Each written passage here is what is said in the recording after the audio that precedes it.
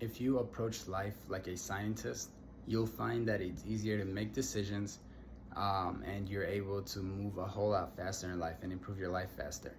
Because the main reason people don't change their lives quickly, the main reason people don't improve their lives quickly is because they're afraid to make decisions and get things wrong, right?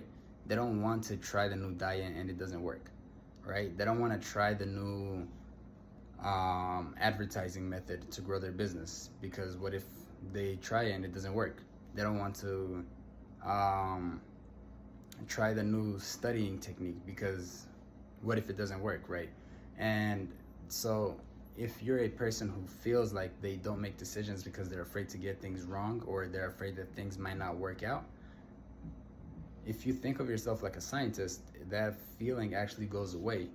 Because the way a scientist approaches new things is they set a hypothesis, right? They predict that if they mix a particular chemicals, something is gonna happen, right? They make a prediction on what's gonna happen, and if they get that prediction right, they're like, awesome. When these chemicals mix, this outcome happens.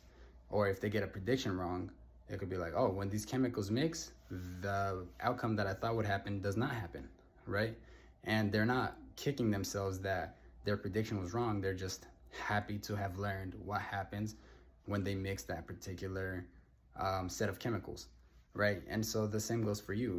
Instead of thinking like, hey, I need to get on this diet and I need it to work, you could just think, I wonder if I do this diet, if it's gonna make me lose 10 pounds, right? And you try the diet. If you lose 10 pounds, you're like, awesome, I learned a way to lose 10 pounds. If you don't lose 10 pounds, you could be like, oh, interesting, I thought that diet would make me lose 10 pounds, right? So whether you fail to lose the 10 pounds or not, you learn something new either way.